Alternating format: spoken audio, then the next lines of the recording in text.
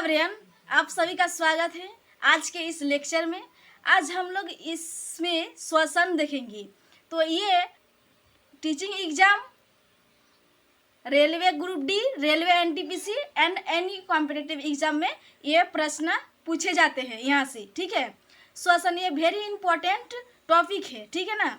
तो श्वसन क्या है हम लोग देखेंगे। श्वसन क्या है? श्वसन से ही हम लोग सांस लेते हैं। सांस लेकर हम लोग के बॉडी में एनर्जी कैसे बनता है, सभी प्रोसेस हम लोग जानेंगे। तो यहाँ पर देखिए क्या है कि पोषण प्रक्रम के दौरान ग्रहण की गई खाद्य सामग्री, हम लोग जो खाद्य सामग्री ग्रहण किए का उपयोग कोशिकाओं में होता है, हमारे कोशिका में होता है, जिससे विभिन्न जैव प्रक्रमों के लिए ऊर्जा प्राप्त होती है। देखिए हमारे शरीर में बहुत सारे जैव प्रक्रम चलते हैं। ठीक है ना।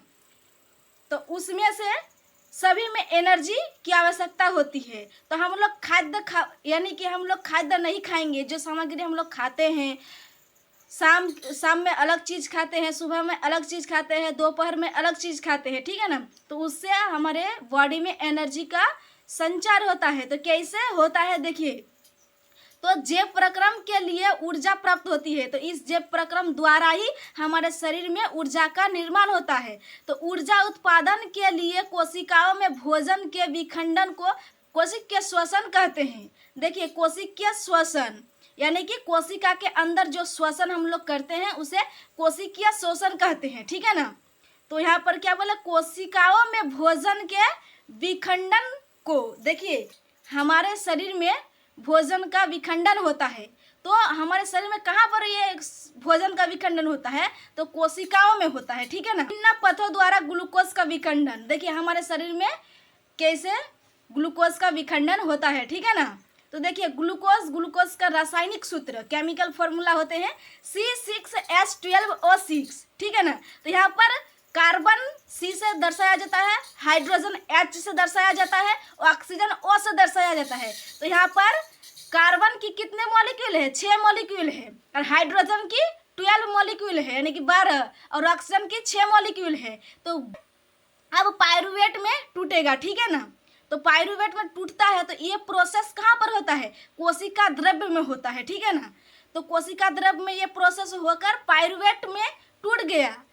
क्या टूटा? यहाँ पर ग्लूकोज टूटा पाइरूवेट में। तो ग्लूकोज में 6 कार्बन था, तो यहाँ पर पाइरूवेट में 3 कार्बन हो गया। लेकिन यहाँ पर पाइरूवेट जो है 3 कार्बन का, तो हमको तो 6 कार्बन बनाना है, क्योंकि जो यहाँ पर मॉलिक्यूल टूटा वो तो इक्विलिब्रियम में रहेगा ना। यहाँ पर 6 मॉलिक्यूल है तो यहाँ पर भी 6 मॉलिक्यूल होना चाहिए। तो यहाँ पर पाइरूवेट का 2 मॉलिक्यूल बनता है। ठीक है। तो यहाँ पर 1 मॉलिक्यूल के द्वारा ही दर्शाया गया है। ठीक है ना। तो 3 कार्बन को क्या कहते हैं? पाइरूवेट कहते हैं, और प्लस में ऊर्जा का निर्माण होता है। ठीक है ना। तो अब पाइरूवेट में ऑक्सीजन की उपस्थिति और ऑक्सीजन की अभाव और ऑक्सीजन की अनुपस्थिति में कैसा प्रोसेस होता है, यहाँ पर ध्यान से देखिए। अभी ये कोशिका में है, तो अब ऑक्सीजन की उपस्थिति, यहाँ पर ऑक्सीजन क्यू प्रेजेंट है। ठीक है ना। तो ऑक्सीजन प्रेजेंट है तो क्या बना यहाँ पर? देखिए कार्बन डाइऑक्साइड बना, जल बना, प्लस ऊर्जा बना। तो ये प्रोसेस कहाँ हुआ? माइटोकॉन्ड्रिया में हुआ। ठीक है ना। यहाँ पर देखिए ध्यान से समझिए। यहाँ पर ये प्रश्न पूछे जाते हैं कि ऑक्सीजन की उपस्थिति में पाइरूवेट टूटता है, जल, ऊर्जा और कार्बन डाइऑक्साइड देता है। तो ये प्रोसेस कहाँ होता है? माइटोकॉन्ड्रिया में होता है। ठीक है ना। अब पाइरूवेट में ऑक्सीजन की अभाव हो गया, पाइरूवेट टूटा ना, तो वहाँ से हम लोग को एनर्जी मिलेगा। जैसे कि अपशिष्ट, यहाँ पर जो जल का निर्माण हुआ ना, ये अपशिष्ट जल का निर्माण हुआ, ये हम लोग परित्याग कर देते हैं। ठीक है ना। और कार्बन डाइऑक्साइड श्वास के रूप में निकल जाते हैं, और जो अपशिष्ट जल है ना, ये पसीने के रूप में भी निकल जाते हैं। ठीक है। तो यहाँ पर ऑक्सीजन की अभाव होगा। दूसरा स्टेप देखिए कि ऑक्सीजन की अभाव हो गया, तो यहाँ पर ऑक्सीजन के अभाव में क्या बनेगा? देखिए लैक्टिक अम्ल का निर्माण होता है। लैक्टिक अम्ल आप लोग समझ सकते हैं कि जब आप दौड़ेंगे या अधिक परिश्रम करेंगे, तो अधिक परिश्रम करेंगे तब आप थक जाते हैं ज़्यादा। ठीक है ना। आप नॉर्मल रहते हैं तो नहीं थकते हैं, लेकिन उसी दिन आप यदि कुछ कार्य करेंगे तो आपको थकान महसूस होगा। ठीक है ना। और यदि आप पैर से काम किए या हाथ से काम किए, ठीक है ना, तो आपका हाथ में दर्द होगा, पैर में भी दर्द होगा। यदि कोई खिलाड़ी है, कोई रनर है जो दौड़ता है, तो फर्स्ट दौड़ेगा तो क्या उसके पैरों में दर्द महसूस होगा, ठीक है ना। तो वहाँ पर क्या होता है, ऑक्सीजन की अभाव में ये पायरुवेट टूटता है, तो पायरुवेट टूटकर लैक्टिक अम्ल का फॉर्मेशन करता है, ठीक है ना, और प्लस में ऊर्जा बनता है, ठीक है। क्योंकि जब हम लोग तेजी से दौड़ते हैं तो दौड़कर हम लोग गहरी सांस लेते हैं, जल्दी जल्दी सांस लेते हैं, क्यों? क्योंकि हमारे शरीर में ऑक्सीजन की अभाव हो गई है। वो चाहती है कि हम लोग ऑक्सीजन को तेजी से ले, ठीक है ना। तो वहाँ पर ऑक्सीजन के अभाव में ये टूट गया तो लैक्टिक अम्ल का फॉर्मेशन हो गया, ऊर्जा बना। ये प्रोसेस कहाँ होता है? हमारे पेशी कोशिकाओं में होता है, ठीक है ना, जहाँ पर हम लोग ज़्यादा वर्क करते हैं। यदि आप हाथ से कोई परिश्रम वाला कार्य करते हैं तो हाथ पर दर्द होता है, क्योंकि हाथ पर ये लैक्टिक अम्ल का फॉर्मेशन हो गया है, ठीक है। ये आपको समझ में आ गया होगा, ठीक है। तो अब पायरुवेट में ऑक्सीजन की अनुपस्थिति में, ठीक है, ऑक्सीजन की अनुपस्थिति में क्या बनता है? इथेनॉल, ठीक है, इथेनॉल बनता है, प्लस में कार्बन डाइऑक्साइड बनता है और प्लस में ऊर्जा।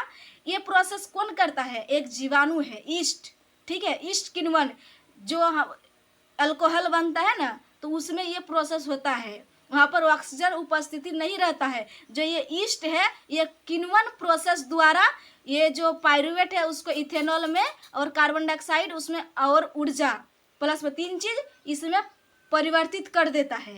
तो यहाँ पर अच्छा से आप लोग याद रखेंगे कि किण्वन प्रोसेस करता है कौन? ईस्ट। पायरुवेट को तोड़ते हैं ऑक्सीजन की अनुपस्थिति में, ठीक है। ये तीनों स्टेप आपको समझ में आ गया होगा। यदि नहीं आया है तो आप लोग कमेंट करेंगे, आप लोग को फिर से बताया जाएगा, ठीक है। श्वसन, अब देखिए कि श्वसन कितने प्रकार के होते हैं? श्वसन 2 प्रकार के होते हैं, वायवीय श्वसन और अवायवीय श्वसन। तो इसमें दोनों में डिफरेंस क्या है? देखिए कि वायवीय श्वसन ऑक्सीजन की उपस्थिति में होता है। देखिए हम लोग श्वास लेते हैं और जो श्वसन होता है तो उसे वायवीय श्वसन, वायवीय मतलब कि वायु, वायु मतलब क्या? जो हम लोग श्वास लिए जितने भी गैस है सभी को हम लोग वायु बोलेंगे, क्योंकि इस एटमॉस्फेयर में सभी वायु है, बहुत सारे गैस है, तो इसे वायवीय बोलेंगे, ठीक है। तो वायवीय वायु से हम लोग एटमॉस्फेयर से जो श्वास के रूप में लेते हैं तो उसे वायवीय श्वसन कहते हैं। क्योंकि यहाँ पर देखिए 1 नंबर में क्या लिखे? ऑक्सीजन की उपस्थिति में होता है, तो हम लोग ऑक्सीजन ही ना श्वास के रूप में लेते हैं। अब दूसरा नंबर देखिए यहाँ पर अवायवीय श्वसन में, देखिए दोनों में डिफरेंस क्या क्या है? इसमें ऑक्सीजन की अनुपस्थिति में होता है, अवायवीय श्वसन ऑक्सीजन की अनुपस्थिति में होता है। और दूसरा स्टेप ग्लूकोज का पूर्ण अपचयन होता है, ठीक है, ग्लूकोज का पूर्ण अपचयन हो जाता है वायवीय श्वसन में, ठीक है।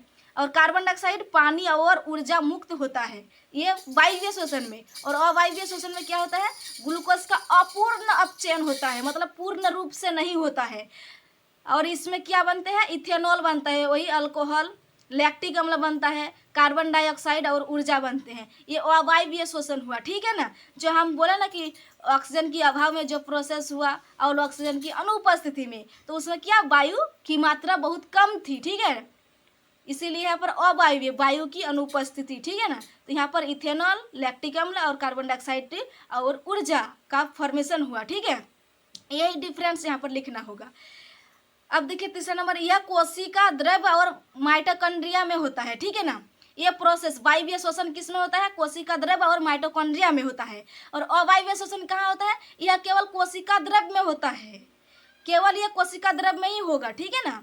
अब देखिए चौथा नंबर कि अधिक ऊर्जा उत्पन्न होती है, वायवीय श्वसन में अधिक ऊर्जा उत्पन्न होती है और अवायवीय श्वसन में कम ऊर्जा उत्पन्न होती है, ठीक है। तो यहाँ पर एग्जाम्पल देखिए, मानव जो हम लोग मनुष्य हैं इसमें वायवीय श्वसन होता है और अवायवीय श्वसन ईस्ट में होता है, क्योंकि ईस्ट में बिना ऑक्सीजन के ही फॉर्मेशन हो जाता है ऊर्जा का, ठीक है ना। और यहाँ पर जो इथेनॉल है तो उसको ये परिवर्तित कर देता है, क्योंकि ये बहुत ही गर्म इलाका जहाँ पर मनुष्य की अस्तित्व ही नहीं है वहाँ पर भी ये जीवित रह सकते हैं, ठीक है ना।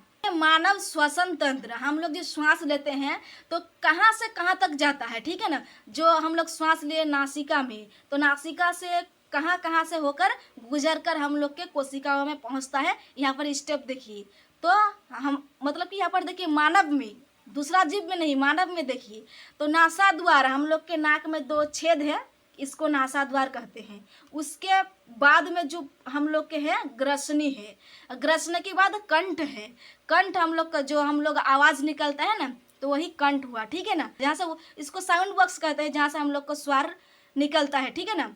कंठ के बाद हुआ श्वास नली, उसके बाद एक नली है, उसको श्वास नली, क्योंकि श्वास जाता है इसीलिए श्वास नली कहते हैं, और जब भोजन जाता है उसको भोजन नली कहते हैं, ठीक है ना।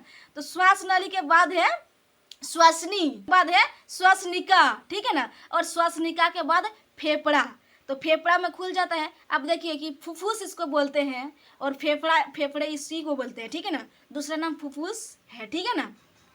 अब देखिए, अब ये फेफड़े से लंग्स हम लोग इंग्लिश में बोलते हैं, तो लंग्स से हो उसके बाद क्या होता है, कुपिका कोष आता है, ठीक है ना। एल्वियोलाई कोष इसको बोलते हैं, ठीक है ना, एल्वियोलाई, ठीक है। कुपिका कोष, तो इसमें ही ऑक्सीजन का चेंज होता है, ठीक है ना। हम लोग जो श्वास लिए, तो श्वास लेकर हम लोग के फेफड़ों में गया, फेफड़ों से किया, ये जो कुपिका है इसमें ही गैसों का एक्सचेंज होता है, ठीक है ना। ऑक्सीजन को कोशिकाओं में पहुंचाया जाता है, और कार्बन डाइऑक्साइड को उससे पूरे बॉडी से आता है ना, तो बॉडी से ये ले लेता है कौन, कुपिका, और कुपिका से फिर हम लोग इसी प्रोसेस द्वारा आकर हमारे नासा द्वार से बाहर निकल जाता है, ठीक है ना। अब कुपिका कोष के बाद है रुधिर वाहिकाएं, हमारे पूरे बॉडी में रुधिर वाहिकाएं मौजूद है, ठीक है ना। तो वही रुधिर वाहिका से कुपिका ब्लड से ऑक्सीजन को ब्लड में दे देते हैं, और ब्लड से जो कार्बन डाइऑक्साइड गैस है उसको ये ले लेता है, वहीं पर गैस का एक्सचेंज होता है, ठीक है ना। अब देखिए यहाँ पर चित्र के द्वारा दर्शाया गया है, यहाँ पर देखिए नासा द्वार, ठीक है ना। नासा द्वार से उसके बाद कहाँ आया, और यहाँ पर देखिए कि और एक प्रोसेस यहाँ पर दिखाया गया है, मुंह है, तो मुंह से फिर एक नाली गया है, ठीक है ना। हम लोग जो खाना खाते हैं, तो खाना खाते हैं तो कहाँ पर जाता है, इससे अंदर ही ना जाता है, बाहर की तरफ तो नहीं जाता है, अंदर की तरफ जाता है। तो यहाँ पर ये नली है, मुख गुहा के बाद में एक नली निकलता है, ठीक है ना। तो जो हम लोग के मुंह है, जहाँ पर हम लोग भोजन को डालते हैं, उसको मुख गुहा कहते हैं, ठीक है ना। अब देखिए नासा द्वार के बाद क्या आते हैं, यहाँ पर एक नली है ना, देखिए सीधा नली दिखाई देता है यहाँ पर, तो ये नली ग्रसनी है। ग्रसनी के बाद यहाँ पर देखिए कि कंठ है, यहीं पर कंठ है, कंठ के नीचे देखिए यहाँ पर श्वास नली है, ठीक है ना। श्वास नली, इससे श्वास जाता है, और यहीं पर एक एपिग्लोटिस नामक एक परत पाई जाती है, ठीक है ना। जब आप लोग भोजन को ग्रहण करते हैं तब एपिग्लोटिस खुल जाता है, और जब आप यहाँ पर भोजन को पार कर देते हैं, निगल लेते हैं, तब वो एपिग्लोटिस बंद हो जाती है, तब आप श्वास लेते हैं, तो श्वास को पार करने में मदद करती है, ठीक है ना। ये श्वास नली ही, ठीक है। तो श्वास नली श्वास चल जाते हैं, और भोजन की नली में भोजन चल जाती है, ठीक है ना। तो अब देखिए उसके नीचे क्या है, पर बहुत सारे उपास्थि वलय पाया जाता है, ठीक है ना। यहाँ पर जो हम लोग के ट्रेकिया है, यहाँ पर बहुत सारे चीज मौजूद है, तो यहाँ पर उपास्थि वलय, उपास्थि मतलब जो थोड़ा लचीला होते हैं, हम लोग के कान में उपास्थि है, ठीक है ना। तो कान को देखिए जिधर भी मुड़ेगा उधर मुड़ जाएगा, ठीक है ना। तो यहाँ पर उपास्थि वलय भी पाया जाता है। वलय मतलब कि रिंग होता है, तो गोल गोल सा रिंग जैसा पाया जाता है। आप लोग अपने गले पर हाथ रख कर देखिए कि तो गोल गोल जैसा, वलय के जैसा महसूस होगा, ठीक है ना। उसके बाद क्या होते हैं, देखिए कि यहाँ से सीधा आकर दो पार्ट में बढ़ गया, तो यहाँ पर दो पार्ट में बट करके दो हम लोग के लंग्स है, तो दोनों लंग्स में पहुँच गए। तो अब दोनों लंग्स के बाद यहाँ पर तो देखिए लंग्स के अंदर में और एल्वियोलाई है, ठीक है ना। तो एल्वियोलाई यहाँ पर प्राइमरी एल्वियोलाई, सेकेंडरी एल्वियोलाई और टर्सरी होते हैं, ठीक है ना। तो यहाँ पर एल्वियोलाई सबसे अंतिम छोर होता है, तो एल्वियोलाई को यहाँ पर दिखाया गया है, कुपिका जिसको हम लोग बोलते हैं हिंदी में, ठीक है ना। तो कुपिका यहाँ पर देखिए कि बैलून के जैसा है, ठीक है ना, है कि नहीं। जब आप लोग हवा भरते हैं बैलून में तो फूल जाता है, और जब हवा को निकाल देते हैं तो वह सिकुड़ जाता है। उसी प्रकार से ये एल्वियोलाई की स्ट्रक्चर है, देखिए। तो श्वास देखिए यहाँ पर श्वसन स्वनलिकाएं हैं, यानी कि इसमें श्वसन जाते हैं, ठीक है ना, श्वास जाते हैं। तो यहाँ पर जो बैलून के जैसा फूला हुआ है ना, यहीं पर गैसों का एक्सचेंज होता है, ठीक है ना। अब देखिए यहाँ पर श्वसनी, इसके बीच में जो एल्वियोलाई जो कुपिका है ना, कुपिका के आगे एक और थोड़ा मोटा सा है, उसे श्वसनी कहते हैं। और श्वसनिका यहाँ पर 3 नेम है, ठीक है। श्वसनी है, श्वसनिका है, और कुपिका कोष। कुपिका कोष मतलब क्या होता है कि एक गुहा होती है, ठीक है ना। अब यहाँ पर देखिए फुफ्फुस मतलब कि लंग्स, यहाँ पर लंग्स मौजूद है। जब हम लोग सांस लेते हैं तो ये फूलता है, तो यहाँ पर एक डायाफ्राम है, देखिए डायाफ्राम फूल जाता है, ये मध्य पट यानी कि बीच में होता है। तो जब हम लोग सांस लेते हैं तो डायाफ्राम फूल जाता है, फेफड़ा फूल जाता है तो डायाफ्राम अंदर की ओर चल जाते हैं, ठीक है ना। और ये जो सफ़ेद सफ़ेद दिखाई देते हैं ये क्या है, पसलियाँ हैं, ठीक है ना। पसलियाँ नहीं बोलते कि पसलियाँ तोड़ देंगे, हड्डी पसली एक कर देंगे, नहीं बोलते हैं।